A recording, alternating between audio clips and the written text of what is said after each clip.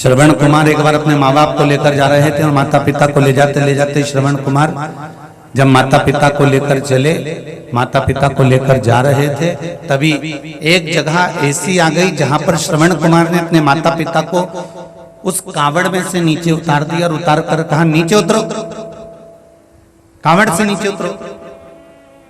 अंधे माता पिता को कावड़ से नीचे उतार दिया और माता पिता से कहा, तुम आंख से अंधे हो, शरीर से नहीं।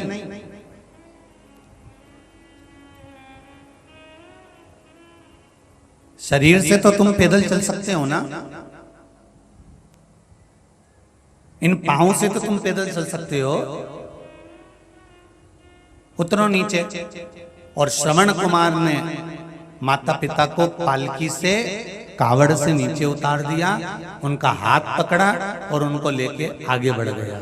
थोड़ी दूर जाने के बाद में श्रवण कुमार ने अपने माता पिता के चरणों को नमन करा, प्रणाम करा, पिताजी क्षमा करना, माँ क्षमा करना, मुझे नहीं मालूम था कि मुझे क्या हो गया था, वहां जाने के बाद मुझे क्रोध क्यों आ गया।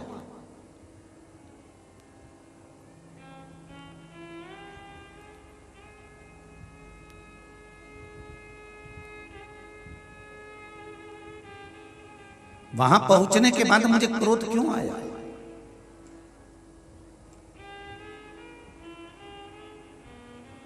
जब मैं इतनी दूर आपको तीरथ करा सका तो मात्र 300 मीटर की दूरी में मुझे इतना गुस्सा क्यों आया कि मैंने आपको पालकी से नीचे उतार दिया। श्रवण कुमार ने जब अपने माँ बाप से ये बात कही तो माता पिता ने कहा, गांव के लोगों को बुलाओ, मुझे उनसे बात करना। गांव के लोगों को बुलाया गया और गांव के लोगों को बुलाकर गांव के लोगों से श्रवण कुमार के माता पिता ने पूछा कि ये भूमि पर जहां तुम्हारे मकान बने हैं, ये गांव बना हुआ है, इस भूमि पर किसका राज्य था, कौन रहता था। तो कहा, ये भूमि एक असुर राक्षस की है, जिस भूमि पर इस असुर राक्षस ने अपने माता पिता को काट कर उसका रक्त पूरी जमीन पर छीटा था, ये वो असुर राक्षस की भूमि है।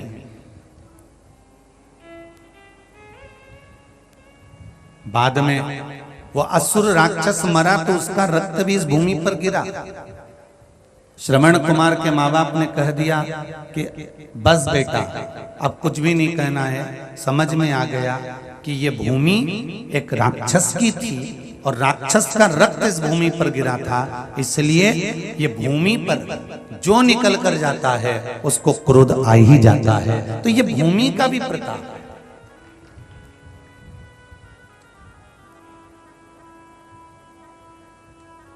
किसी किसी मकान में, किसी किसी घर में, घर के लोग बाहर रहते हैं तो बड़े सुखी रहते हैं। घर के बाहर रहेंगे तो मुस्कुराएंगे भी, बोलेंगे भी, हंसी मजाक भी करेंगे, स्नेह से भी रहेंगे, प्रेम वश भी रहेंगे। पर कई लोग घर के ऐसे रहते हैं कि उस घर में पांव रखा, अंदर गए और सबका मुंह भगोना हो गया, सबको क्रोध आ गया, कुछ ना कुछ मुख से अपशब्द निकलना प्रारंभ हो गया। अब मकान तो बहुत बड़ा है, बंगला भी बहुत बड़ा है, व्यवस्थाएं भी बहुत अच्छी करके रखी हैं, 4 चांद लगा के रखे हैं पूरे बंगले में, पर उस बंगले में सब कुछ है, धन वैभव संपदा सब है, पर उस बंगले में अगर शांति नहीं है तो बंगले में वो धन अच्छा लगेगा क्या, संपदा अच्छी लगेगी क्या, नहीं। दरवाजे पर कार कब शोभा देती है, जब तुम्हारे घर का बेटा संस्कारवान हो तो दरवाजे की कार भी शोभा देती है। दरवाजे की कार दरवाजे पर जब शोभा देती है जब तुम्हारे घर का बेटा संस्कारित हो, तुम्हारे घर की बेटियां संस्कारवान हो, तब दरवाजे की कार शोभा देती है। वरना दरवाजे पर कारों की लाइन लगी हुई है, ढेर लगा हुआ है, सब कुछ सुख है, और तुम्हारा बेटा, तुम्हारी बेटी, तुम्हारे परिवार के लोग अगर गलत संगत में पड़े हुए हैं तो लोग कार नहीं देखते, ये देखते हैं कि उनके घर के संस्कार कैसे हैं।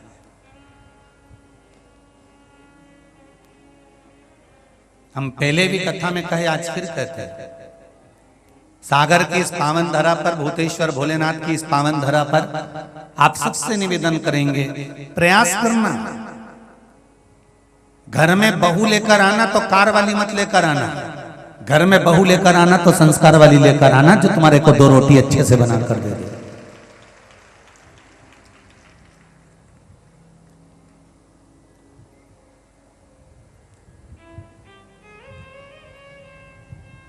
कार वाली टीवी,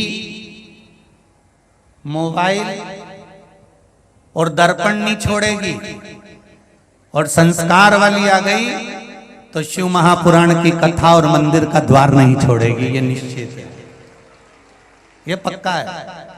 अगर संस्कारवान आ गई तो वो भगवान की कथा कभी नहीं छोड़ेगी, आगे रहकर कहेगी, मम्मी शिव महापुराण की कथा आ रही होगी, सियोर वाला महाराज कथा वाच रहा होगा, टीवी चालू कर दूं, आप भी सुनो, मैं भी सुनती हूँ। मम्मी आधे घंटे की निकल गई होगी, मम्मी चलो मैं तुम्हें लेकर चलती हूँ, अपने सागर में तो कथा हो रही है, 10 किलोमीटर की दूरी पर है, 15 किलोमीटर की दूरी पर है, 20 किलोमीटर की दूरी पर है। अरे बेटा कौन लेकर जाएगा, बेटे को दुकान से फुर्सत नहीं है, पति को ऑफिस से फुर्सत नहीं है, कथा में कौन लेकर जाएगा, बहू के गाड़ी मेरे को आती है, नीवी गाड़ी होगी, 10 रुपए लगाएंगे, ऑटो में बैठेंगे और कथा में जाएंगे, माँ चल मेरे साथ लेकर चलती हूँ, वो संस्कार वाली बहू चलती।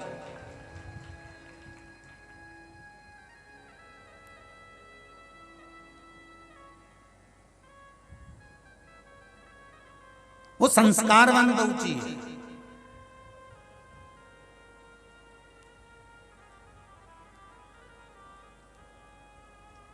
अब मालूम पड़े कार वाली तो लिया है, एक एक्सीडेंट हुआ उस कार का, अटाले में पड़ी है, कौन, कार, और बहु रुतबा उतना ही दिखाएगी, कार लाई थी, तुम्हें पूछना भी उतना ही पड़ेगा।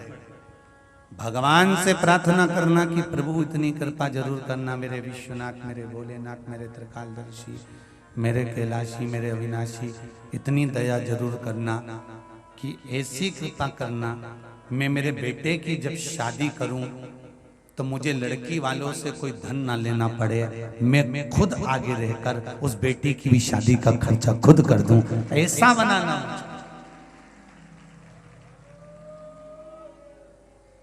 हमें ऐसा मत बनाना कि हमें किसी से आशा रहे।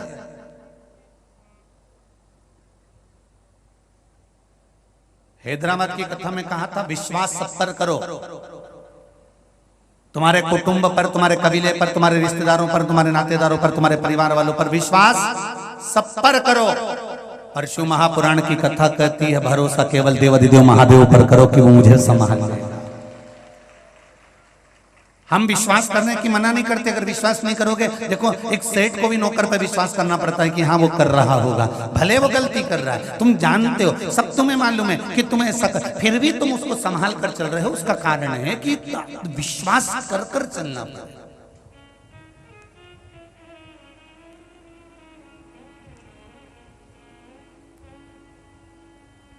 महाराज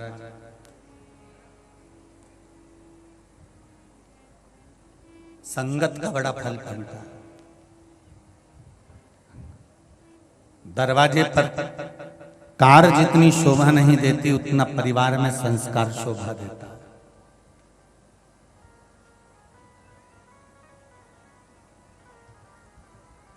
एक कौवा उड़ते उड़ते मानसरोवर पर आ गया।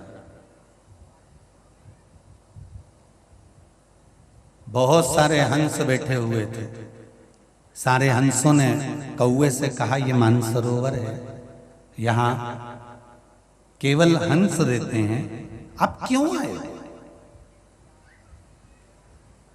यहाँ आपका कारण क्या है आने का? क्या काम है तुम्हें यहां पर जो तुम आ गए हो? कौवा बोला भाई देख, तू भी पक्षी है और मैं भी पक्षी हूं, बस अंतर इतना है कि तू गोरा है और मैं, अरे जम के तो बोलो, काला। अंतर केवल इतना है, तो एक ही समाज के ना, हैं तो एक ही जात के, हैं तो पक्षी।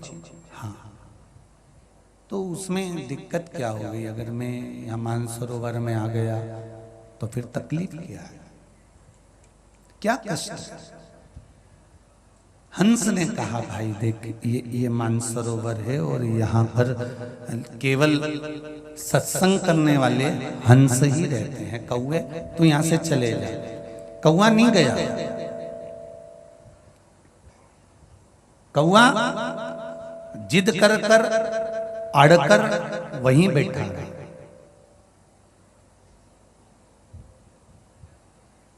कौवा गया ही नहीं। एक हंस की कौवे से दोस्ती हो गई, कौवा वहां रहने लगा। 4-6 दिन निकले, कौवे को भूख लगी तो उसने हंस से कहा भाई मुझे भूख लगी है, कुछ खाने का दे दे। हंस क्या चुगता था? मोती।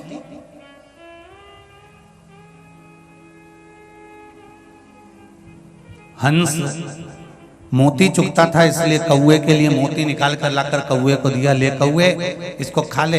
कौवे ने कहा मैं इसको खाऊंगा तो मेरी चोंच टूट जाएगी, मैं मोती नहीं खा सकता, मैं मोती को नहीं निगल सकता, ये मोती मेरे काम का नहीं है। हंस ने कहा भैया देख, हमारे पास तो यही है, क्योंकि हम हंस हैं इसलिए मोती ही चुगते हैं, हमारे पास तो यही है। अगर तुझे खाना हो तो खा, नहीं तो भूखा रहे। कौवे ने जैसे ही मोती को उठाया और चोंच में लेकर उसको खाना चाहा तो मोती के कारण कौवे की चोंच टूट गई। कौवा भूखा रहने लगा, भूख के कारण बिलबिलाने लगा। तब कौवे ने हंस से कहा भाई अब मैं यहाँ नहीं रह सकता, तू मेरे साथ, मैं जहाँ रहता हूँ वहां चल। कौवा हंस को लेकर पहुंच गया शमशान में, बड़ के पेड़ के ऊपर जाकर बैठ गया। एक राजकुमार उस बड़ के पेड़ के नीचे बैठे हुए थे और वट वृक्ष के नीचे जैसे ही राजकुमार बैठे हुए थे, कौवे से हंस ने कहा, हंस बोला कौवे अब मुझे भी यहाँ पर रहते रहते 2-3 दिन हो गए, मुझे भी भूख लगी है, तो कुछ ला कर दे मुझे। कौवा कहता अब भी ला कर देता हूँ। कौवा उड़ कर गया, एक मरा हुआ कुत्ता पड़ा था, कुत्ते के मांस को कौवे ने उठाया, लेकर आया और लेकर आकर हंस से कहा ये ले खा ले। हंस बोला मैं मर जाऊंगा और ये गंदी चीज नहीं खाऊंगा, ये मांस का मैं भक्षण नहीं कर सकता, मैं इस मांस को नहीं खा सकता।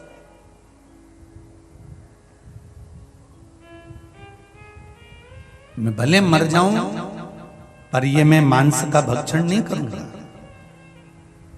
हम तो यही खाते हैं। कौवा बोला तुम भी खाओ। नहीं नहीं नहीं, दोनों की बात चल रही थी। बात करने में मांस का टुकड़ा राजकुमार पर गिर गया। राजकुमार को क्रोध आया, उसने बाण साधा और जो तीर छोड़ा, छोड़ते से कौवा तो भाग गया, हंस को वो बाण लग गया, हंस जमीन पर गिर गया। राजकुमार हाथ जोड़कर बोले हंस देव, मैंने तो बाण कौवे को मारा था, आपको लग गया, मैं क्षमा चाहता हूं। हंस ने राजकुमार से कहा गलती तुम्हारी नहीं है, गलती तो मेरी है कि मैंने दोस्ती भी करी तो ऐसे से करी कि गलत काम उसने करा और गलत काम कर कर वो तो भाग गया और जेल में मुझे धार कर पटक गया। बाण मुझे लगा, तीर मुझे लगा और वो गलत काम कर कर भाग गया। संगत कैसे बैठना है?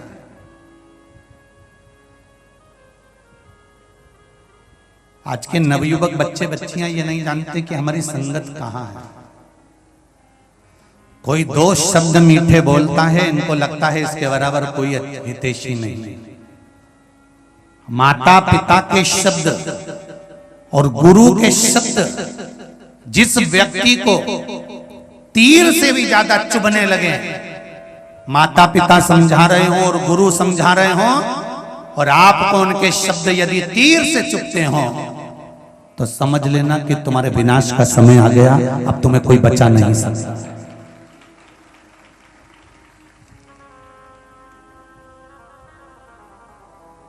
जिस बेटे बेटियों को, चाहे राज सत्ताधारी हो, चाहे संसार का कोई भी मनुष्य हो,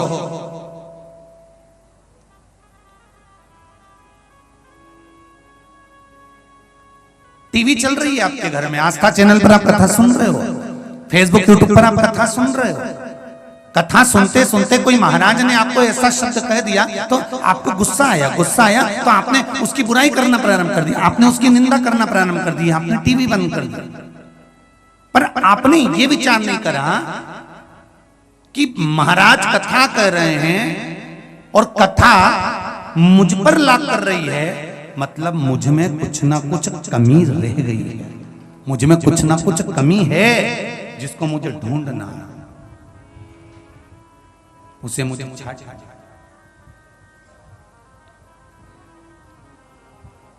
बहुत ध्यान दीजिएगा महाराज। ओम शिव महापुराण की कथा केसरवानी परिवार सागर में करवा रहा है, और उस कथा को जरा ध्यान से सुनना तो जिंदगी संवर जाएगी आपकी। बेटे और बेटियां सबसे ज्यादा अगर शिव महापुराण की कथा अगर आज सुन रहे हैं तो घर की बहुएं, घर के बेटे, घर की बेटियां और छोटे बच्चे इस शिव महापुराण की कथा को सुन रहे हैं, और इसका मुझे बहुत आनंद का विषय है कि नवयुवक टीम आज शिव जी की कथा से जुड़ी हुई है।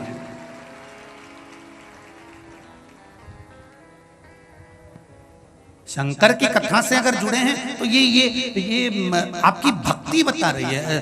कल एक टेंट लगा था, दूसरा लगवाया, दूसरे के बाद तीसरा लगवाया, तीसरे के बाद उधर वो चौथा खिंचवा दिया, और उस चौथे टेंट को खिंचवाने के बाद भी आपकी अविरल भक्ति शिव जी में लगी है, तो इससे विश्वास जागता है कि मेरा सनातन धर्म अब अग्रणी होता चला जा रहा है, आगे बढ़ता चला जा रहा है। ये आपकी भक्ति है।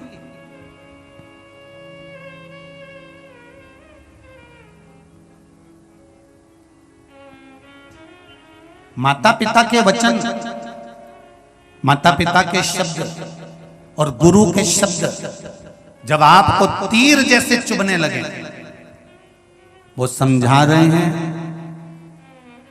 आप उनको बुरा समझ रहे हैं, वो आपको समझाने का प्रयास कर रहे हैं, आप उनको अपशब्द कह रहे हैं। अरे मम्मी तुम समझती नहीं हो, अरे पापा आपको मालूम नहीं है, गुरुजी आप जानते नहीं हो, आप तो अपने आश्रम में रहते हो, अपनी जगह पर रहते हो, कमरे से बाहर नहीं निकलते, जमाना कैसा है आपको क्या मालूम।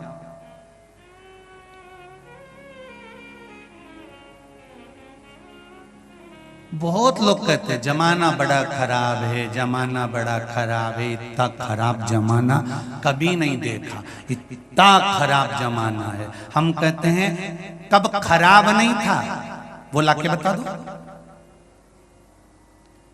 सत्ययुग में भी अंधकासुर था, सत्ययुग में भी भस्मासुर था,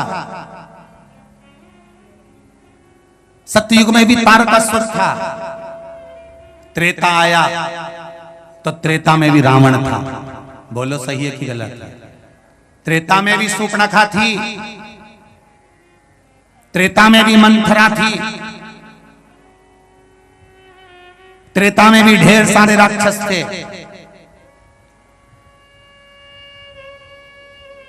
ताड़का थी, त्रेता में भी थी। फिर द्वापर आया, द्वापर में भी कंस था, पूतना थी, अगासुर था, बकासुर था, धेनुका, जितने जितने असुर थे सब द्वापर में भी थे। फिर कैसे कह सकते हो कि बड़ा बेकार जमाना चल रहा है, बड़ा बेकार जमाना चल रहा है, बड़ा बेकार जमाना चल रहा है? जमाना कौन सा अच्छा था वो तो बता दो।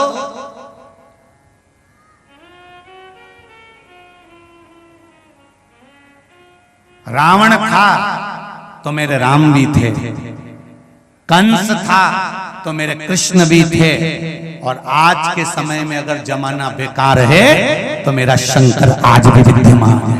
अच्छा तो देखो,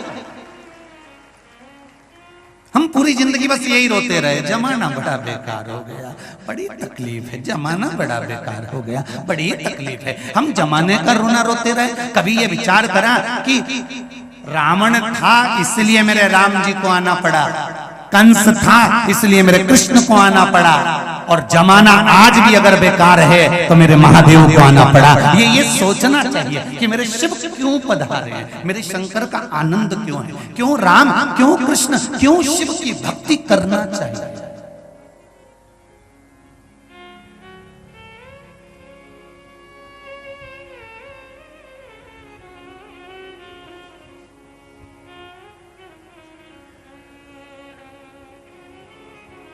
क्यों शिव की भक्ति, क्यों राम की भक्ति, क्यों कृष्ण की भक्ति। अच्छी संगत में बैठो, अच्छा फल मिलेगा जरूर।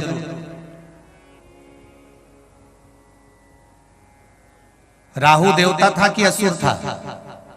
जम के बोलो। असुर था। राहु असुर था, राक्षस था, असुर था। करा क्या था उसने? देवता और राक्षस मिलकर जो मंथन करे थे, उस मंथन में राक्षसों की सेना में राहु था।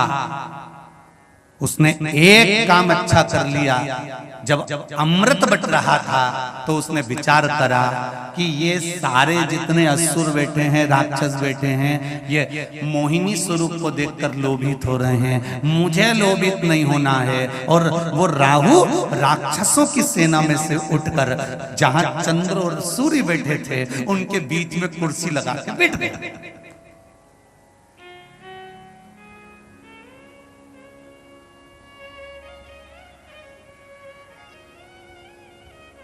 राहु असुर राक्षस जहां चंद्र सूर्य बैठे हैं उनके बीच में जाकर कुर्सी लगाकर बैठ गए और अमृत बटने लगा। और बटते बटते अमृत राहु को भी मिल गया। मिलते से ही चंद्र और सूर्य ने जैसे राहु ने पिया तो कह दिया ये तो असुर है, ये राक्षस है, और भगवान ने उसका गला काट दिया। संगत का फल क्या मिला कि अमृत पीने को मिल गया, और वो राक्षस राहु असुर राहु अमृत पीने के कारण, देवताओं के साथ बैठने के कारण 9 ग्रह देवता की गिनती में आ गया। और आज भी लोग उसे राहु के नाम से पूजने लगे। ये राहु है, ये केतु है, 9 ग्रह देव बन गया। वो केवल देवताओं के साथ कुर्सी लगाकर बैठा था, इसलिए 9 ग्रह देवताओं में उसकी पूजन होने लगी। बोलो होती है कि नहीं होती पूजन? चंद्र की पूजन होगी, बुद्ध की पूजन होगी, मंगल की पूजन होगी, शनि की पूजन होगी, बृहस्पति की पूजन होगी, शुक्र की पूजन होगी, तो राहु और केतु की भी पूजन होती है। केवल देवताओं के साथ जाकर बैठा इसलिए देव बन गया। आपसे भी निवेदन है, मेरे नवयुवक बेटे और बेटियों से निवेदन है, प्रयास करना, अगर बैठना तो कहीं अच्छी जगह बैठना, तो तुम्हारी भी गिनती डॉक्टर, कलेक्टर और एसपी में जरूर होगी, ये निश्चित है। मेरे बेटे और बेटियों से निवेदन है, नवयुवक बच्चों से निवेदन है, विद्या अध्ययन करने वाले बच्चों से निवेदन है कि 2 शब्द अपनी जिंदगी में उतार कर रखना। एक शब्द ये कि जिस समय पर तुम्हारे माता पिता के शब्द और गुरु के शब्द तुमको तीर जैसे चुभने लगे, समझ लेना कि तुम्हारे विनाश का समय निश्चित हो गया। अगर माता पिता की वाणी तुम्हें बुरी लग रही है, सास ससुर की वाणी तुम्हें बुरी लग रही है, माता पिता के शब्द तुम्हें बुरे लग रहे हैं, और गुरु जिसके पास में तुम जाते हो और गुरु तुमको ज्ञान की बात देता है, अगर गुरु के शब्द बुरे लग रहे हैं तो समझ लेना कि तुम्हारा विनाश का समय आ गया, तुम्हें कोई नहीं बचा सकता, तुम्हारा नाश निश्चित हो गया।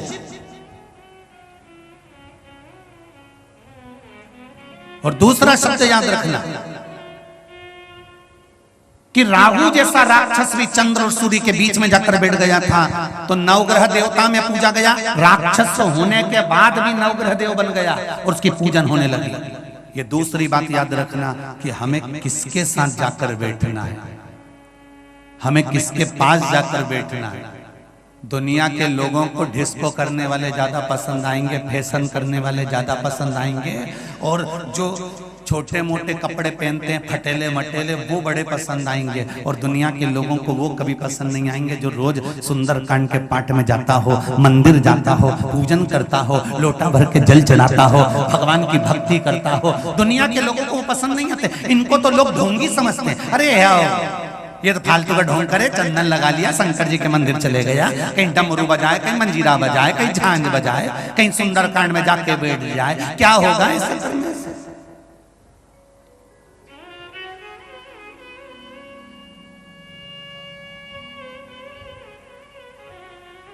क्या होगा शिव जी को जल चढ़ाने से? क्या होगा शंकर भगवान को एक लोटा पानी चढ़ाने से? क्या होगा शंकर भगवान को बेलपत्र चढ़ाने से? क्या होगा शिव जी की स्तुति करने से? क्या होगा सुंदरकांड का पाठ करने से?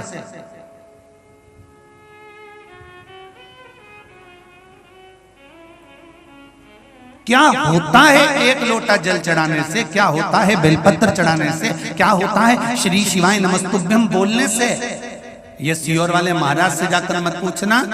ये सागर में रहने वाले जो लोग शंकर के मंदिर जाते हो उसमें से मंदिर के दरवाजे पर जाकर बैठ जाओ। जिनको विश्वास नहीं है, जो मंदिर में जल चढ़ा कर जा रहे हो, उनसे पूछना कि तुम पानी क्यों चढ़ा रहे हो और इसका लाभ क्या मिला है। सियोर वाला महाराज नहीं बताएगा। रोज मंदिर जाने वाला कोई ना कोई व्यक्ति तुम्हारे मुंह पर कहकर जाएगा कि मुझे जल चढ़ाने का ये लाभ प्राप्त हुआ। ये पत्र तो बहुत, ये प्रमाण के लिए ये पत्र तो बहुता है, बहुता अति, पर इससे भी ज्यादा प्रमाण है जो शिव पर जल चढ़ा रहे हैं, जो शंकर का अनुमोदन कर रहे हैं, जो शिव की स्तुति कर रहे हैं, उसमें भी शिव कृपा किसको कहते हैं?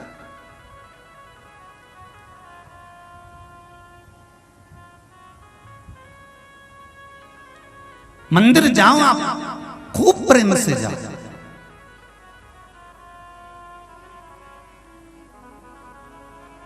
बाकी की जगह पर जाओ ना तो भले दिखावा कर लेना, पर मेरे शंकर के दरवाजे पर जाना तो दिखावा मत करना। दिखावे की जरूरत नहीं है। शिव महापुराण में शंकर के मंदिर में दिखावे की जरूरत नहीं है। वहां तो दिल लेकर जाना। मैंने तेरे ही भरोसे ओ बाबा, तेरे ही भरोसे हवा बिच उड़ती जावांगी। बाबा डोर हथो छड़ी नाम कटी जावांगी। शिव के द्वार पर केवल विश्वास लेकर जाइए, भरोसा लेकर जाइए। जब विश्वास और भरोसा लेकर जाओगे तो ये निश्चित है कि बाबा सुनेगा जरूर। सुने।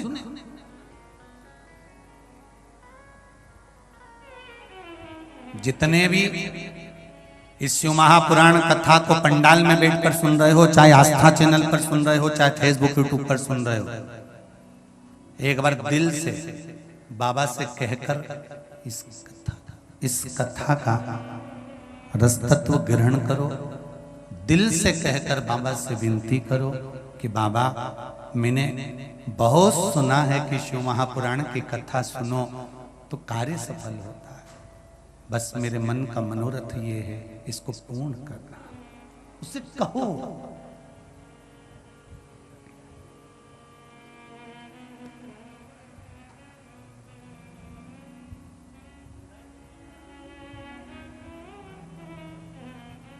और जब दिल से कहोगे, आप उसको बोलो तो। एक भक्त ने प्रश्न किया है,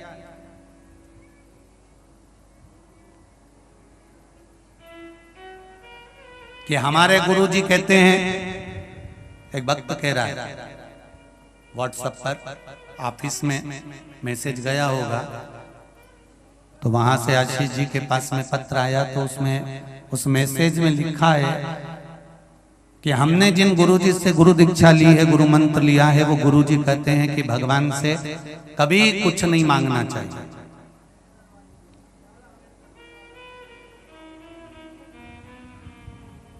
और सीहोर वाले महाराज हमेशा कहते रहते हैं कि भगवान से कहो, भगवान से कहो, भगवान से कहो। तो फिर हम उनकी सुने कि इनकी सुने? तो हमारा निवेदन है, जिसने आपको गुरु मंत्र दिया है आप उसकी सुनो। पर हमारी शिव महापुराण की कथा तो कहती है, बेटा जब रोटी खाने बैठता है ना, और मां अंदर काम कर रही होती है,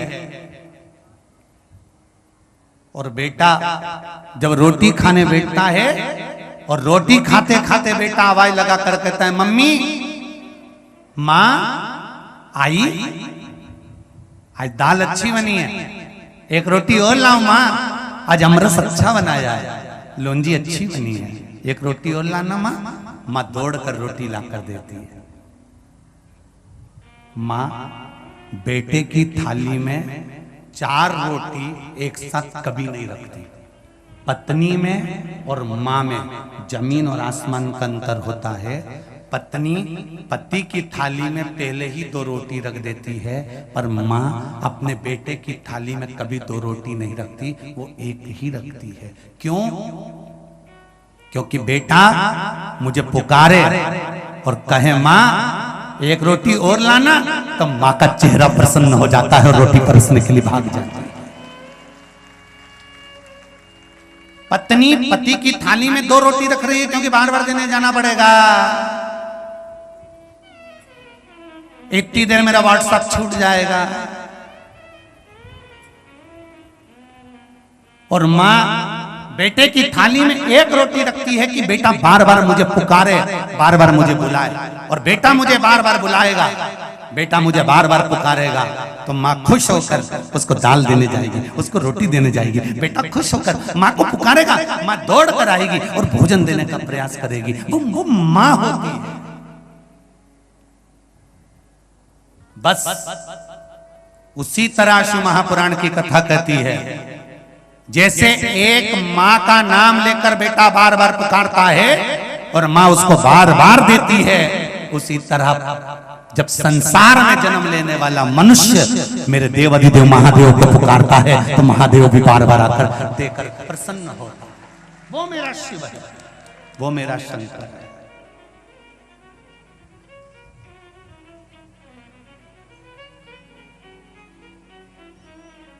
फिर उसने एक प्रश्न और किया। अरविंद जी व्यास जिसने ये मैसेज भेजा है कानपुर से, आपका मैसेज हमें मिल गया था, उसका एक उत्तर हम दिए हैं। और दूसरा प्रश्न है आपका कि हमारे गुरुजी कहते हैं कि एक जगह बैठकर तप साधना करो, एक जगह बैठकर माला करो, एक जगह बैठकर भजन करो, एक आसन से बैठकर मंत्र जाप करो। और सीहोर वाले महाराज कहते हैं चलते फिरते भगवान का भजन करो, स्मरण करो। तो हम किसके कहने पर चले? अरविंद जी व्यास कानपुर वालों से निवेदन है, आपके गुरुजी ने जो कहा है आप उनके अनुसार चलो। और शिव महापुराण की कथा कहती है कि एक माँ के 2 पुत्र, एक 13 साल का है, एक 4 साल का है, दोनों को भूख लग रही है। दोनों ने कहा माँ भूख लगी है। 13 साल के बेटे को माँ ने थाली में रोटी लगाकर सब्जी रखकर अचार रखकर दे दिया। 4 साल के बेटे को माँ ने थाली में भोजन नहीं दिया है। 4 साल के बेटे को माँ ने रोटी में घी लगाया, नमक लगाया, रोल बनाया, फिंगर बनाया, गुट्टा बनाकर उसके हाथ में पकड़ा दिया। 4 साल का बेटा माँ का पल्लू पकड़कर माँ के पीछे पीछे जा रहा है, रोटी खाते जा रहा है। 13 साल का बेटा एक जगह पर बैठकर, एक आसन पर बैठकर रोटी खा रहा है।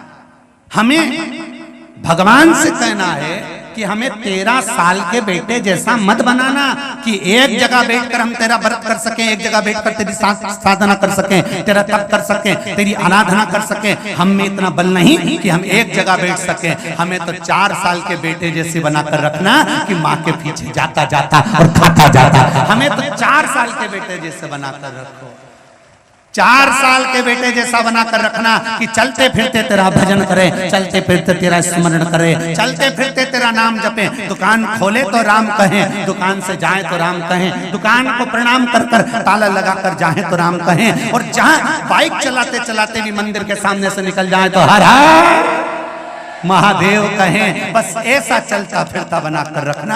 हमें 4 साल के बेटे जैसा बनाकर रखना, हमें 13 साल या 14 साल के बेटे जैसा मत बनाना। हम संत नहीं, हम साधु नहीं, हम सन्यासी नहीं, हम तपस्वी नहीं, हम साधक नहीं, हम व्रती नहीं, हम नियम धारण नहीं कर सकते, हम बहुत बड़े नहीं बन सकते। हमें तो छोटा बनना है। और संसार में जितने छोटे बनकर चलोगे उतने सुखी रहोगे।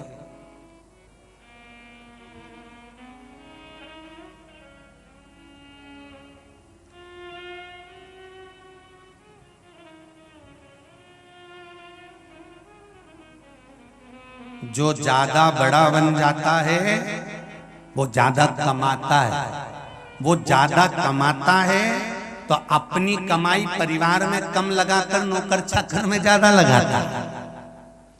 जो कम कमाता है अपने लिए कमाता है, अपने परिवार के लिए कमाता है और सुखी जीवन के लिए कमाता है। छोटे बनकर रहने में जिंदगी का सबसे बड़ा सुख है, बड़े बनकर नहीं।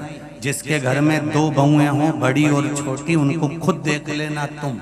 बड़ी बहू काम कर करके मर जाएगी तो भी उसको यश नहीं मिलेगा, और छोटी अभी आई और थोड़ा बहुत काम करे, सास की निगाह में मेरी छोटी बहू, छोटी बहू, छोटी बहू, ऐसी जोरदार छोटी छोटी छोटी, इतनी बढ़िया अभी आई। और वो बड़ी बहू बेचारी 8 साल से 10 साल से काम कर करके मर गई, उसका नाम नहीं। हाँ, पर छोटी ने जरा सा काम करा तो छोटी अच्छी, छोटी ने जरा सा बोला छोटी अच्छी। मारी छोटी बहू, छोटी बहू, छोटी बहू। बड़ी और छोटी में अंतर है।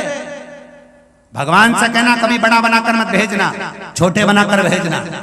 मेरे राम जी महाराज किसी बड़े के घर में नहीं गए थे, लंकापति रावण के घर में भी प्रवेश नहीं करे थे। मेरे राम जी महाराज गए थे तो शबरी के घर में गए थे, शबरी के घर पहुंचे थे। छोटा बनाकर रखाना, भगवान से कहना बड़ा नहीं चाहिए। बड़ी बहू थोड़ी सी गलती कर देती है तो सास कह देती है देख के चलना नहीं आता, और छोटी जरा सी गलती करती है तो सास कहती है अभी आई है, नहीं नहीं है, सीख रही है।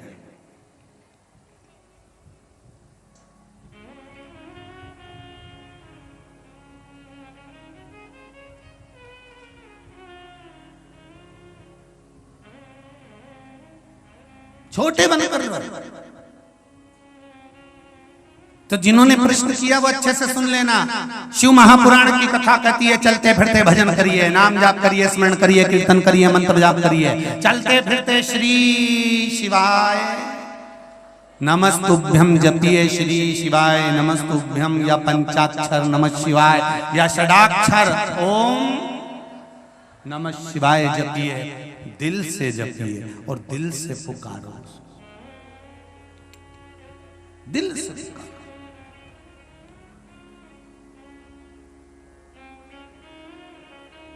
कथा में क्यों जाना चाहिए? कथा में जाने का फायदा क्या है? तो कहा शिव महापुराण में जाकर बैठने का एक फायदा है, या कोई आस्था पर कथा सुन रहा हो या फेसबुक पर कथा सुन रहा हो। हमने कई बार कथा वाचते वाचते बीच में भी कहा कि आपके घर में टीवी चल रही हो और शिव महापुराण की कथा चल रही हो तो वॉल्यूम की आवाज थोड़ी तेज कर लिया करो। घर के लोग भले सो रहे हों पर तुम्हारी टीवी की आवाज, कथा की आवाज किसी जाते और आते व्यक्ति के भी कान में पड़ जाएगी तो उसकी भी जिंदगी संवर जाएगी। थोड़ी सी वॉल्यूम बढ़ा लिया करो। और घर की बहुएं, घर के बच्चे कहेंगे मम्मी बहरी हो गई क्या, इतनी तेज चला रही है? अरे बेटा सुनाई नहीं दे मारे करूं। एक प्रसंग आता है, एक व्यक्ति कथा में सबसे आगे आके बैठ जाता था और खूब मुस्कुराता था, खूब प्रेम से, और यूं भी करता था। फिर आज जो कथा करने वाले महाराज जी थे वो उसको देख के बड़ी प्रसन्न होके कथा बाचे जा रहे, बाचे जा रहे, बाचे जा रहे, बाचे जा रहे। 5 बजे कथा छूटने वाली थी, 5:30 बजे वो तो बाचे जा रहे, कथा कथा खूब प्रेम से बाचे। अब 5 बजे की कथा 5:30 बजा दी तो गांव के लोगों ने कहा, महाराज जी आप कथा कह रहे थे, आज तो इतना आनंद आया कथा कहने में, और आगे आगे एक भैया बैठा था, दादा लगभग 70 साल का था, बेचारा इतने अच्छे से कथा सुन रहा था। इतने में गांव के लोगों ने कहा, वो क्या कथा सुन रहा होगा, वो तो बहरा था, उसके तो कान ही नहीं थे, पर वो मुंडी तो हिला रहा था कि वो तो हर कथा में मुंडी हिलाए और हर कथा में मुस्कुराए। अच्छा, महाराज जी ने कहा कि बताओ गजब हो गया, बेहरा ने कथा सुनी, उसको सुनाई तो दी नहीं होगी, फिर काहे को आता है कथा में, काहे के लिए कथा में आता है? क्या हमको ही नहीं मालूम कि वो कथा में सबसे आगे आके बैठता क्यों है? महाराज जी ने कहा उसको पकड़ के लाओ जाओ, और वो बहरे व्यक्ति को पकड़ कर ले गए। महाराज जी ने पूछा,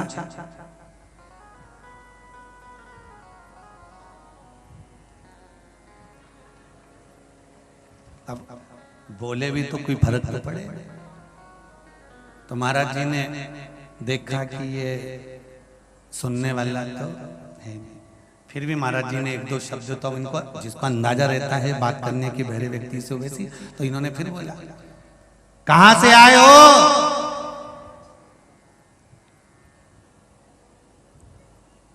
महाराज मुस्कुराए, कहां से आए हो? अब जो उन्होंने फिर मुस्कुरा,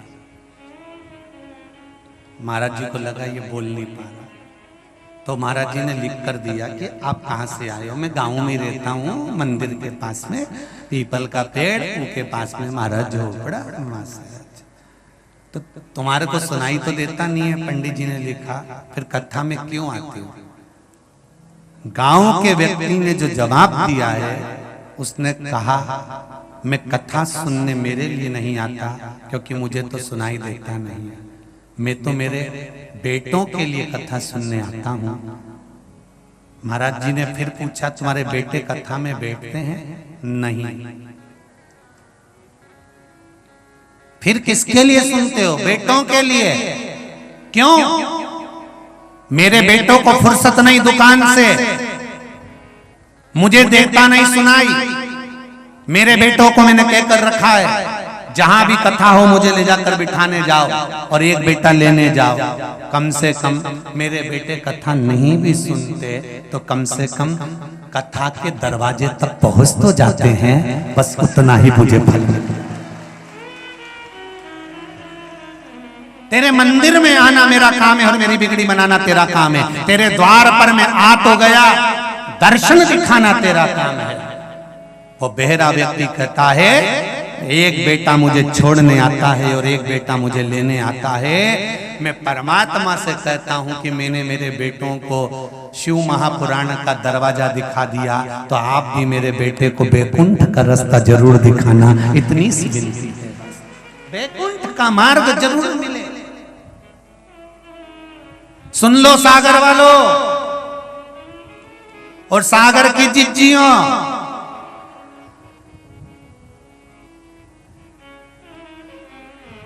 और भज जाओ अच्छे से। भले टीवी पर कथा सुन रहे हो और सागर में सुन रहे हो और सागर में कथा हो रही हो, तो अपने बच्चों से कहना दुकान धंधा पानी बाद में हो जाएगा, जो कमाया सब यहीं छोड़कर जाना है। एक बार मुझे शिव महापुराण के पंडाल तक ले जा, अगर दिन में समय नहीं मिले तो शाम तक ले जा, रात तक ले जा।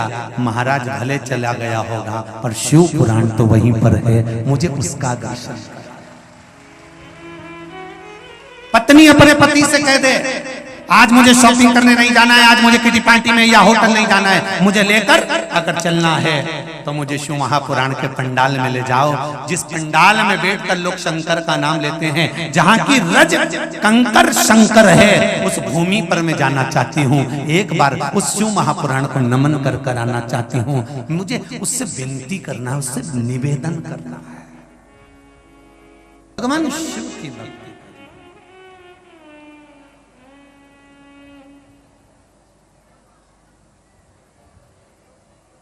माता पार्वती जी का एक नाम है अर्पणा। क्या नाम है? अर्पणा। अर्पणा का मतलब क्या होता है? जब दक्ष प्रजापति के यहां पर कई कन्याओं का जन्म हुआ और कन्या के जन्म के बाद भी दक्ष प्रजापति ने एक कन्या और मांगी मां देवी से, और देवी ने एक कन्या जब मांगी तब मां अम्बे ने कहा, मैं स्वयं तुम्हारे घर में पुत्री बनकर आऊंगी। सती का जन्म हुआ।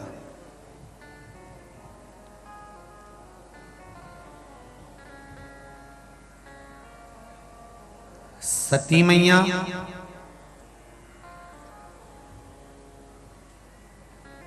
जब जलकर भस्म हो गई, क्रोध आया बाबा को, यज्ञशाला विध्वंस हो गई। जो सती माता जलकर भस्म हुई थी वही हिमालय राज के घर में मेनावती के यहाँ पार्वती बनकर जन्मी। देवऋषि नारद ने वर्णन किया कि इनका जो पति होगा वो भस्मी रमाने वाला, जटाजूट बांधने वाला, मृगछाला पहनने वाला, बागंबर धारण करने वाला। तब यदि ये शिवजी की भक्ति कर ले और शंकर को यदि राजी कर ले तो शंकर भगवान इनके पति बन सकते हैं।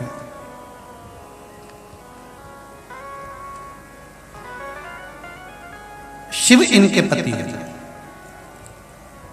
भगवान शंकर इनके पति बन जाए। पर शिव को पति बनाना कोई साधारण बात नहीं है। दुनिया के लोगों को प्रसन्न करना और उनको प्रसन्न कर कर अपना कोई काम करा लेना एक अलग बात है। पर परमात्मा को एक बार प्रसन्न कर लिया और प्रसन्न करने के बाद उस परमात्मा से कुछ ले लिया तो फिर दुनिया के लोग प्रसन्न होकर आपको कुछ देंगे तो वो 50 बार कहकर बता देंगे, पर मेरा देव अधिदेव महादेव जब प्रसन्न होकर कुछ देता है तो वो किसी से नहीं कहता, वो देकर भूल जाता है। शंकर देकर कभी नहीं कहते कि मैंने दिया।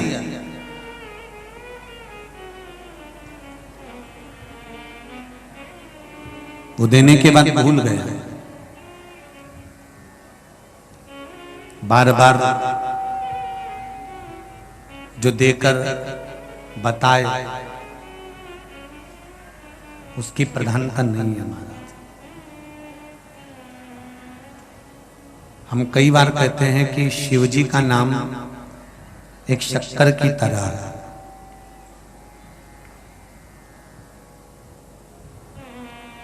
24 घंटे रात को 12 बजे अंधेरे में भी अगर तुमने शक्कर खाई तो खाते से ही मुंह मीठा हो जाएगा।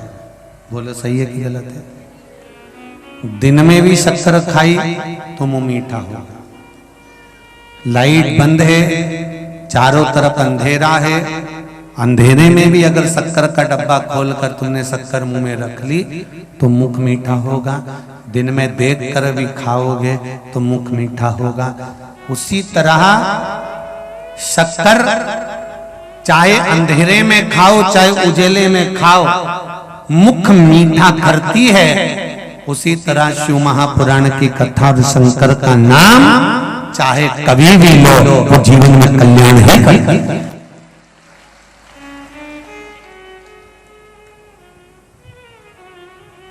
तुम्हारा मन नहीं है ना कथा में, तो भी तुम जाके बैठे, क्या होगा उससे?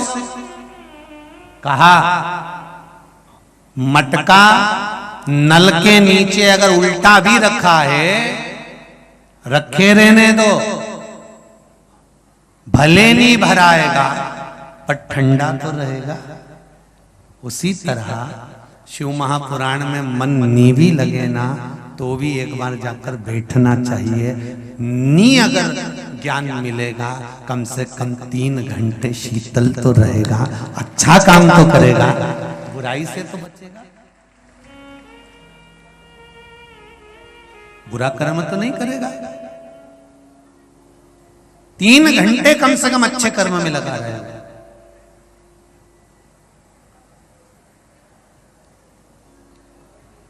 पार्वती जी ने तप किया और इतना घोर तप माता पार्वती जी कर रही हैं, इतना घोर तप कर रही हैं। उस तप का बल माता पार्वती जी ने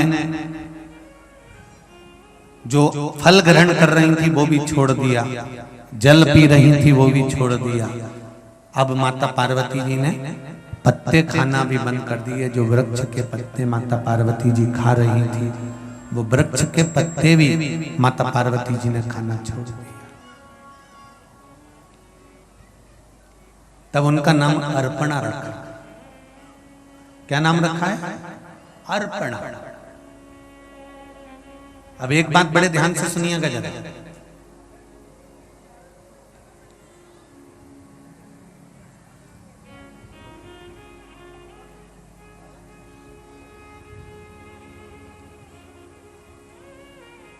एक बार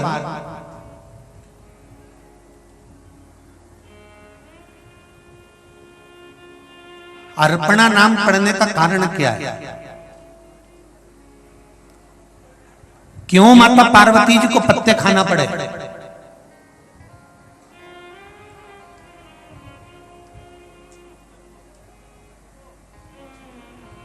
भाई शंकर भगवान के सिर पर गंगा जी है,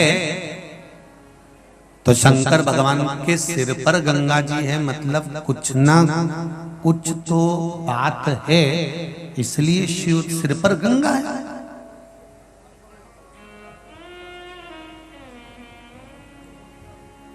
कोई ना कोई बात है, इसलिए सिर पर गंगा जी है। क्यों है सिर पर गंगा?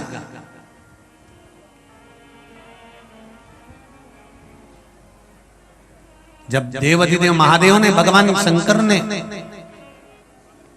माता पार्वती के पुत्रों का भरण पोषण नहीं करा था तो माता पार्वती जी ने कह दिया था आपके मस्तक पर भार नहीं है ना, इसलिए आप संतान का भरण पोषण नहीं कर रहे हो। बाबा भोलेनाथ, आज मैं पार्वती एक वचन कहती हूं कि तुम्हारे सिर पर भी 24 घंटे भार बना रहेगा, इसलिए शिव जी के सिर पर गंगा का भार 24 घंटे रखा रहा। कोई कारण हो सकता है। माता जानकी अगर रावण की कैद में पड़ी है तो उसका भी कारण है कि उन्होंने अपने पिंजरे में एक चिड़िया को कैद कर रखा था, तोती को कैद कर रखा था, और वो तोती, वो चिड़िया आखिरी में श्रापित कर चली जाती है कि मुझे कैद में रहना पड़ा तो तुमको भी कैद में रहना पड़ेगा।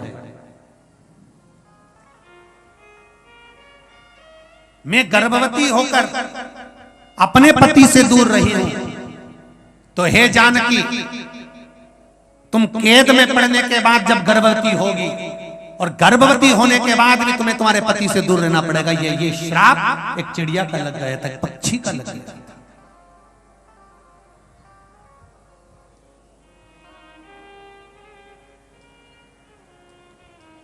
एक प्रश्न किसी ने करा है, उस प्रश्न में किसी ने पूछा है कि हमने सुना है कि गर्भवती नारी, हम अगर मंदिर जाते हैं शिव जी के तो गर्भवती नारी शिव जी के मंदिर ना जाए, ऐसा किसी ने बता दिया। तो क्या गर्भवती नारी शंकर का आराधना नहीं कर सकती है? गर्भवती नारी क्या शिव जी का स्मरण नहीं कर सकती है? गर्भवती नारी क्या शंकर के शिवलिंग का पूजन नहीं कर सकती है? तो पहले तो जिसने तुम्हें बताया वो महाराज को पकड़ ला और उनसे पूछो किस पुराण में किस जगह पर लिखा हुआ है कि गर्भवती नारी शंकर को जल नहीं चढ़ा सकती। किस पुराण में किस जगह लिखा है कि शंकर भगवान की आराधना गर्भवती नारी नहीं कर सकती? कौन सी पुराण है? क्योंकि शिव महापुराण की कथा तो ये कहती है कि आप अपने जीवन काल में प्रतिदिन और अगर किसी को कथा सुनना हो कि गर्भवती नारी शिव की आराधना करती कि नहीं करती, तो उसके लिए घृष्णेश्वर महादेव की कथा पढ़ना। कौन से महादेव की? 12 ज्योतिर्लिंग में एक ज्योतिर्लिंग है घृष्णेश्वर महादेव।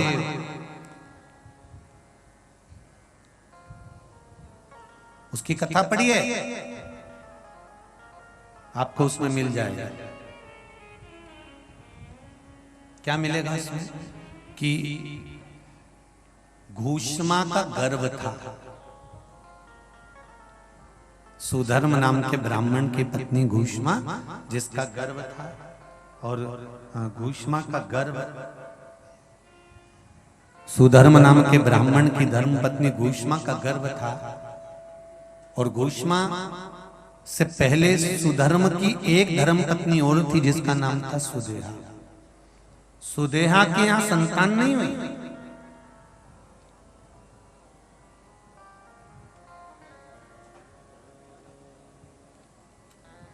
जब सुदेहा के यहां संतान नहीं हुई तब सुधर्म ने अपनी धर्मपत्नी घूष्मा से कहा, घूष्मा एक काम करो, अगर तुम्हारे गर्भ से संतान चाहिए तो तुम शंकर भगवान की आराधना करना प्रारंभ करो। घूष्मा ने प्रतिदिन एक बालू का शिवलिंग, मिट्टी का शिवलिंग बनाया, पार्थिव शिवलिंग बनाया, उसकी पूजन करना प्रारंभ करी। और पूजन करते करते करते करते करते करते समय बीता और घूष्मा के पूजन का फल ये मिला कि पूजन करते करते घूष्मा का गर्भ ठहर गया। घूष्मा का गर्भ। महाराज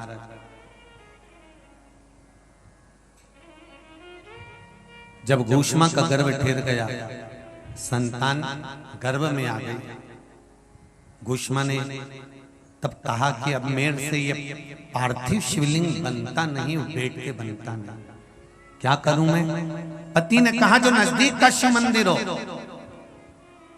उस शिव मंदिर में जाकर मात्र शिवलिंग का स्पर्श कर लेना। आप में से कितने लोग हैं जो शंकर जी के मंदिर में जाकर चंदन की 3 उंगलियां शिवलिंग पर घुमाते हो ना? शिवलिंग पर 3 उंगली। तो ये 3 उंगली घुमाने का फल क्या है?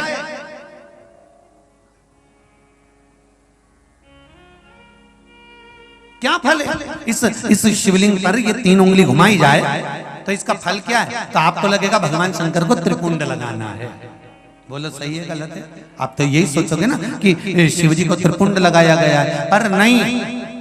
शिव महापुराण की कथा कहती है, ओम शिव महापुराण की कथा ये सागर में जो चल रही है, इसमें आप अगर विद्येश्वर संहिता को या पार्वती खंड को निकालोगे या आप स्कंद पुराण का या लिंग पुराण की कथा को उठाकर देखोगे तो उसमें वर्णन आता है जब कोई पुरुष, नारी या बच्चा अगर चंदन लेकर गया है, अष्टगंध लेकर गया है, या जल चढ़ाने के बाद चंदन भी नहीं है, अष्टगंध भी नहीं है, लाल चंदन भी नहीं है, और मात्र उंगली से 3 लाइन खींचता है, उसका मतलब त्रिपुंड लगाना नहीं होता। उसका मतलब होता है कि उसने एक पार्थिव शिवलिंग का निर्माण कर पूजन कर ली है। यह फल प्राप्त,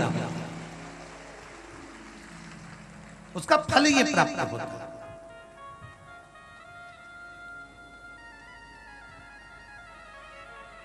अब आप तो अभी तक सोचते थे कि हमने तो चंदन लगा के आए, हम तो भगवान को चंदन की लाइन खींच कर आए, हम भगवान को त्रिपुंड बना कर आए। त्रिपुंड नहीं, भगवान शंकर को आपने त्रिपुंड लगाया वो अपनी जगह पर है, पर भगवान शंकर को जो आपने 3 लाइन खींची है, हाथ का जो स्पर्श कर कर घुमाया है, इससे पार्थिव शिवलिंग के निर्माण का फल प्राप्त हो जाता।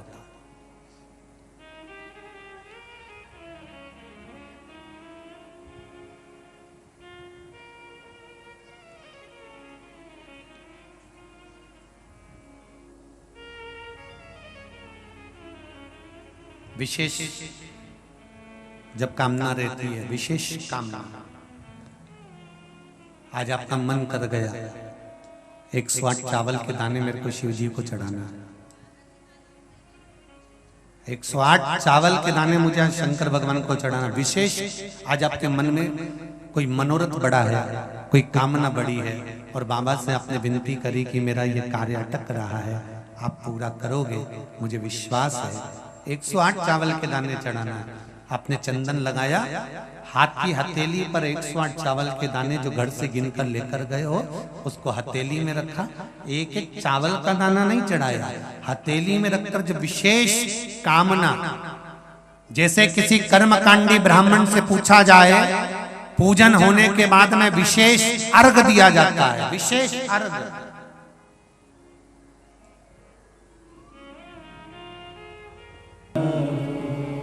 एक 108 चावल के दाने लेकर, तो यहां मात्र स्पर्श की मूलता कह दी। ध्यान रखिएगा। तो जो पत्र लिखे हैं, और पत्र में उन्होंने लिखा कि हमारे यहाँ हमने ऐसा सुना है कि शिवलिंग, गर्भवती नारी शिवलिंग का स्पर्श या शिवलिंग की पूजन नहीं कर सकती, तो उसको कृष्णेश्वर महादेव, 12 ज्योतिर्लिंग में से एक ज्योतिर्लिंग है कृष्णेश्वर महादेव, कृष्णेश्वर महादेव की पूर्ण कथा का स्मरण कराइएगा कि स्वयं सुधर्म नाम का ब्राह्मण अपनी पत्नी से कह रहे हैं कि अगर अब आपसे बालू का शिवलिंग नहीं बनता, मिट्टी का शिवलिंग नहीं बनता, तो एक काम करिए, अब आप बालू के शिवलिंग की जगह, मिट्टी के शिवलिंग की जगह, पार्थिव शिवलिंग की जगह एक काम करना कि आप किसी मंदिर में जाकर शिवलिंग का मात्र स्पर्श कर लेना भी, केवल स्पर्श कर लेना भी पार्थिव शिवलिंग के निर्माण का फल है, केवल स्पर्श।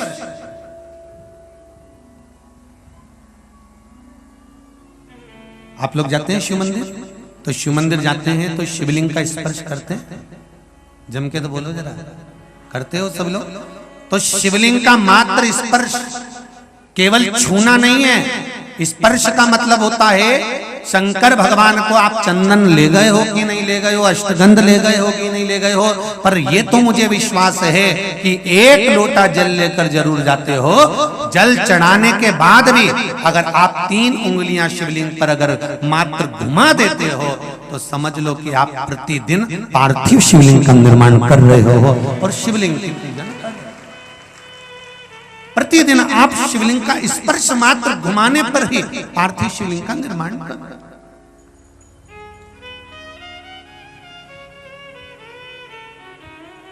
अब जिसके मन में संशय है कि शिव जी का गर्भवती नारी पूजन न करे, और ऐसा जिसने बताया है ना, तो उसको जरूर एक बार पकड़ के लेकर आना और बताना कि भाई कौन सी पुराण में किस जगह लिखा है कि ये शिवलिंग का यहाँ पर दर्शन नहीं करना चाहिए, उसका वर्णन होना चाहिए। अगर शिव महापुराण की कथा में से कोई भी चीज चढ़ाने की बात करते हैं, जैसे काली मिर्ची चढ़ाने का बोला, तो उसका भी प्रमाण शिव महापुराण में है, आप छाट सकते हो, निकाल सकते हो, देख सकते हो।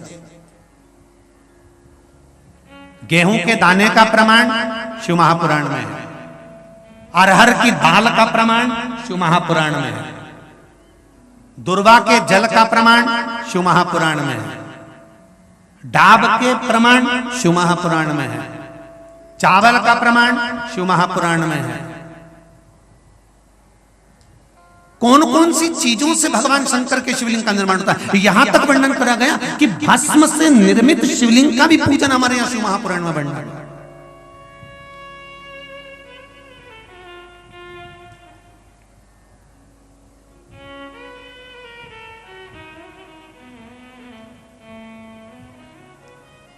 आप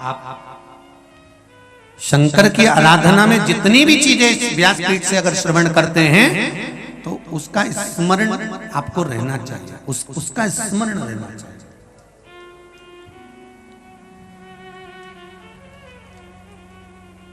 महाराज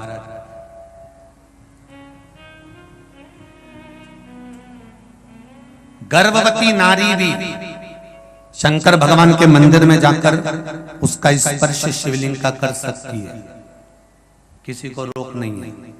उसका फल क्या मिलता है वो भी स्मरण कर लीजिए। घूष्मा को बेटा हुआ, सुधर्म ने कहा कि इस बेटे को तुम सुदेहा को दे दो, उसकी संतान नहीं है। जब तुम्हें एक पुत्र हो गया है तो दूसरा भी हो जाएगा। उन्होंने सुदेहा को दे दिया। सुदेहा ने पाल पोस कर बेटे को बड़ा कर लिया, उसकी शादी कर दी, घर में बहू आ गई। बहू को मालूम पड़ा कि मेरी असली सास तो घूष्मा है, ये सुदेहा मेरी असली सास नहीं है। क्रोध आ गया, उसने सास को पूछना बंद कर दिया सुदेहा को। गुस्से में आ गई सास। सुदेहा ने मन में सोचा कि बेटा ही नहीं रहेगा तो बहू किस काम की रहेगी। बहू गई थी मायके, सुदेहा ने अपने बेटे के टुकड़े टुकड़े कर कर कपड़े में बांध कर तालाब में फेंक दी। आप देखिए, गर्भवती नारी अगर शंकर का स्मरण करती है, पूजन करती है, तो उसके बालक पर कितना फल मिलता है, ये शिव महापुराण की कथा कहती है। तो जिसने आपको कहा कि गर्भवती नारी को शिव जी का स्पर्श नहीं करना चाहिए, उसको ये पूरी कथा सुनाओ कृष्णेश्वर महादेव। बेटे के टुकड़े कर कर कपड़े में बांध कर तालाब में फेंक दिया। घूष्मा शिवजी के शिवलिंग का निर्माण करती थी और पार्थिव शिवलिंग का पूजन कर कर शंकर भगवान का विसर्जन करने जाती थी। आज घूष्मा के मन में आ गया, मेरे बाबा शंभु, हे भोलेनाथ, त्रिकालदर्शी, कैलाशी, अविनाशी, प्रभु बेटे को बहुत दिनों से नहीं देखा। जिस बेटे को गर्भ में रखा था और आपकी पूजन करी थी, मेरा बेटा वो नजर नहीं आ रहा। शंकर भगवान ने एक हफ्ते पहले मरे हुए घूष्मा के बेटा जो टुकड़ा टुकड़ा हो गया था, उस बेटे को जीवित तालाब से बाहर निकाल दिया। ये गर्भस्थ नारी की शिव आराधना का फल।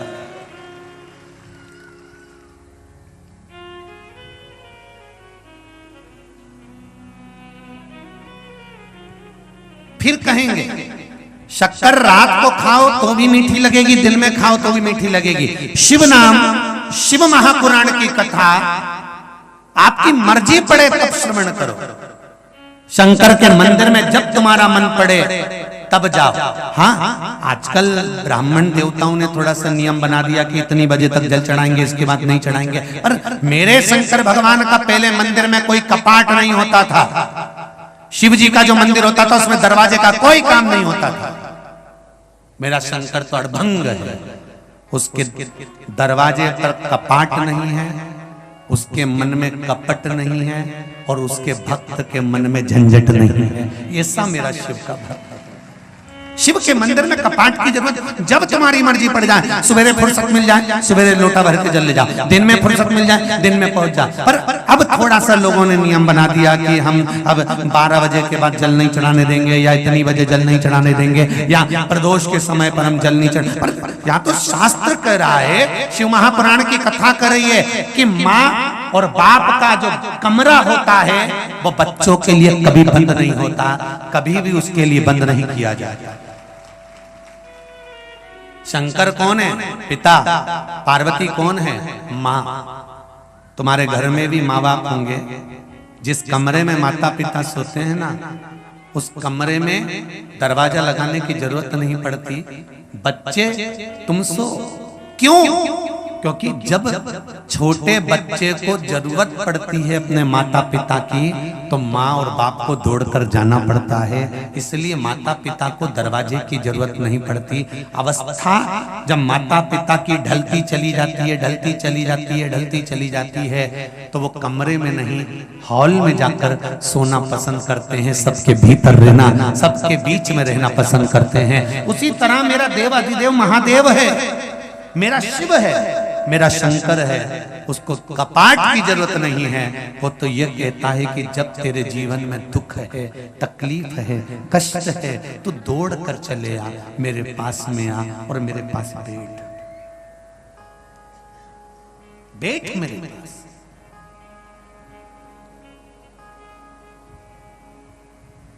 जीवन का सुख प्राप्त हो, जीवन का आनंद प्राप्त हो, और वो सुख साधारण नहीं हो सकता।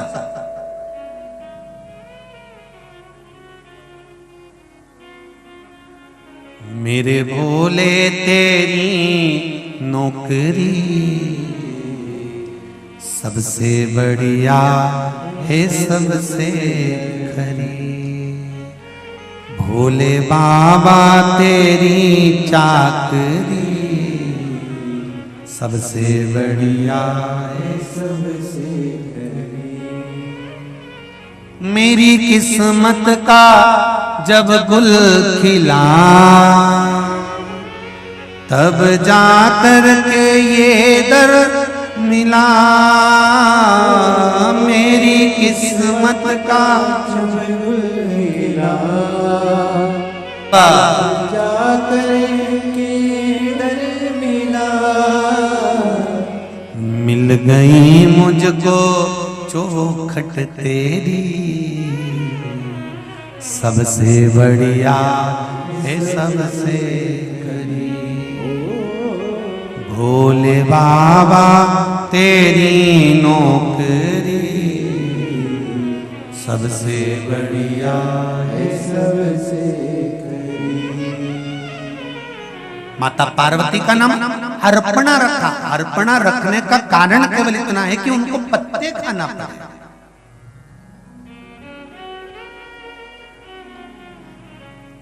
क्यों? एक बार बाबा भोलेनाथ अघोरी बन गए। अघोरी मतलब भस्म रमाई, जटा बांधी, शरीर पर काले वस्त्र धारण कर लिए। एक स्थान पर जाकर मेरे भोलेनाथ जी लेट गए। इंद्र जा रहे थे। इंद्र को अभिमान बहुत था, और इंद्र का अभिमान इतना बढ़ चुका था कि इंद्र किसी को पूछ नहीं रहा था।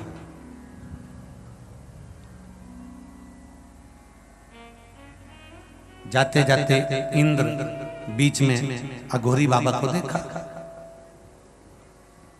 और देखते से इंद्र ने अघोरी को देखकर कहा, ए बाबा हटो यहां से, रास्ता छोड़िए हमको जाने के लिए। शंकर भगवान अघोरी का रूप रखकर बैठे थे, और बैठे बैठे बैठे बैठे बैठे बैठे राम नाम का स्मरण कर रहे थे। हटे नहीं। इंद्र को क्रोध आया। क्रोध आकर वज्र उठाया, और वज्र उठाकर भगवान शंकर को मारने के लिए जैसे हाथ आगे बढ़ाया, शंकर भगवान को क्रोध आया। तीसरा नेत्र खुल गया। जैसे ही तीसरा नेत्र खुला, इंद्र पहचान गया ये तो भोलेनाथ जी हैं। तुरंत इंद्र स्थान छोड़कर भागे। भगवान शंकर का क्रोध पीछे पीछे जाने लगा, और इंद्र आगे आगे भागने लगे। भागते भागते भागते भागते भागते भागते इंद्र देवलोक में जब पहुंच गए, पहुंचने के बाद वहां पर बृहस्पति महाराज मिले। बृहस्पति महाराज ने पूछा, इंद्र कहां भाग रहे हैं?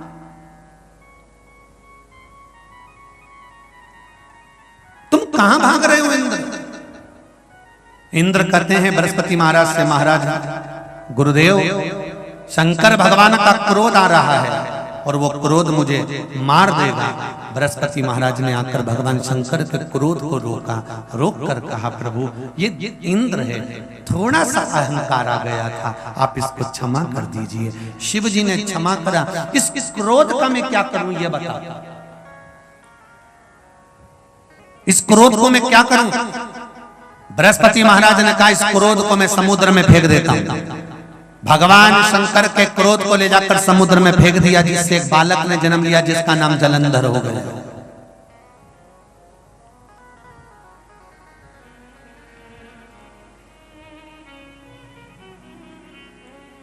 जलंधर की धर्म पत्नी हुई वृंदा, जो भगवान की भक्ति में डूबी रहती थी।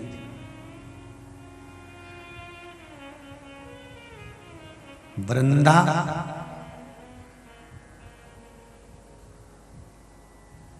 नारायण की भक्ति करती थी, तुलसी का नारायण की भक्ति कर कर भगवान का भजन किया करती थी। वही वृंदाबाद में तुलसी का क्यारा बना था। एक बार वृंदा बैठी हुई थी, उसका सात्वित्व भगवान विष्णु ने डिगा दिया था।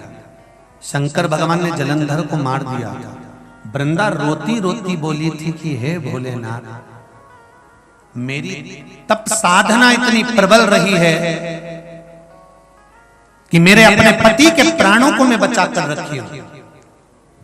जितने भी पुरुष, जितने भी भाई इस पावन शिव महापुराण कथा को आस्था चैनल पर सुन रहे हो, चाहे फेसबुक पर सुन रहे हो, यूट्यूब पर सुन रहे हो, चाहे पंडाल में सुन रहे हो, एक निवेदन है, कभी इस अक्कड़ में अपनी जिंदगी को मत जीना कि तुम सब कुछ कर रहे हो। तुम नहीं, तुम्हारे साथ में जो तुम्हारी अर्धांगिनी है, तुम्हारी धर्म पत्नी है, ये जो व्रत करती है, साधना करती है, तप करती है, दान करती है, पुण्य करती है, कुछ घर में रहकर धर्म पत्नी जो भगवान को दिया लगाती है, पूजन करती है, शिव की आराधना करती है, शंकर का अनुमोदन करती है, किसी ना किसी रूप में व्रत साधना तप करती रहती है, उसका फल पति को जरूर मिलता रहता है और वो बचकर चलता रहता है। ये धर्म पत्नी के पुण्य का फल है।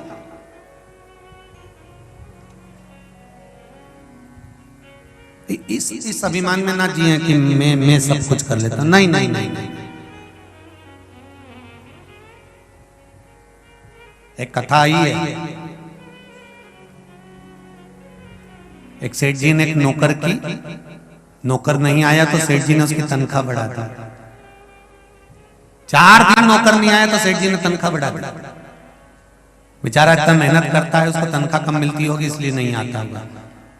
तनख्वाह बढ़ी, नौकर आया,